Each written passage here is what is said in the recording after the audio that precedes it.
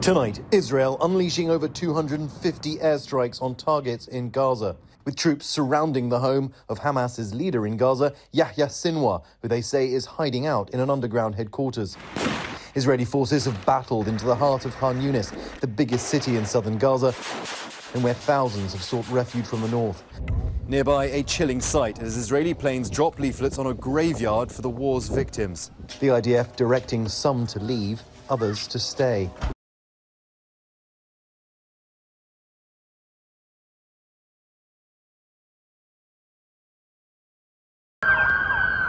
The deadly gunfire erupting just before noon. Reports of an active shooter on the campus of the University of Nevada, Las Vegas. A swarm of tactical officers racing to the student union and the business school. At least 3 people killed and a 4th victim rushed to the hospital. Right. ABC News has learned that law enforcement believes the shooter is a 67-year-old college professor identified as Tony Polito, who had recently applied for a job here at UNLV but was denied. Law enforcement also saying that they believe that many of the victims here were not students, but rather faculty and staff, suggesting to them that the shooting might not have been random, but targeted.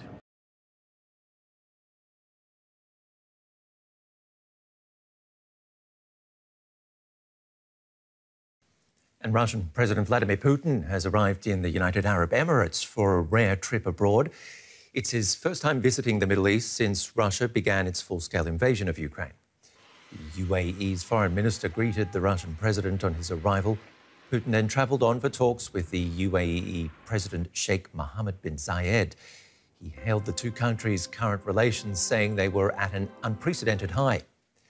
Putin will also visit Saudi Arabia during the trip, where he'll hold talks with the country's de facto ruler, Mohammed bin Salman.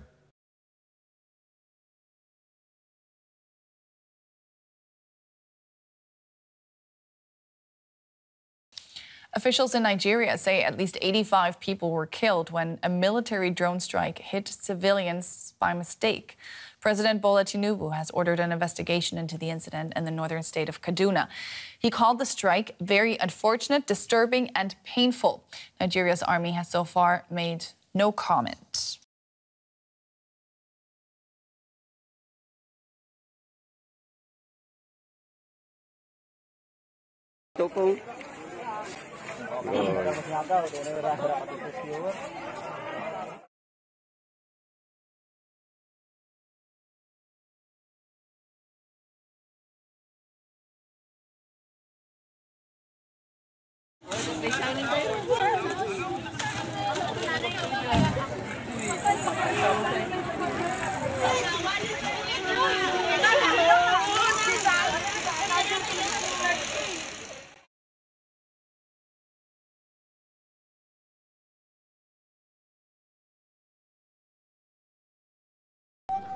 Uganda has criticized the United States' recent expansion of visa restrictions on its officials, interpreting it as an attempt by Washington to enforce an LGBTQ agenda in Africa.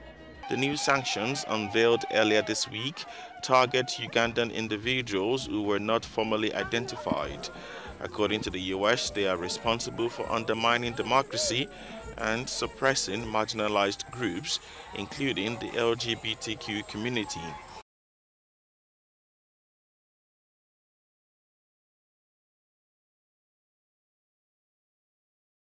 China has started commercial operations at a new 4th-generation nuclear reactor, and this is the first of its kind in the world. Chinese state media said that the high-temperature gas-cooled reactor went online following a week-long continuous operation test.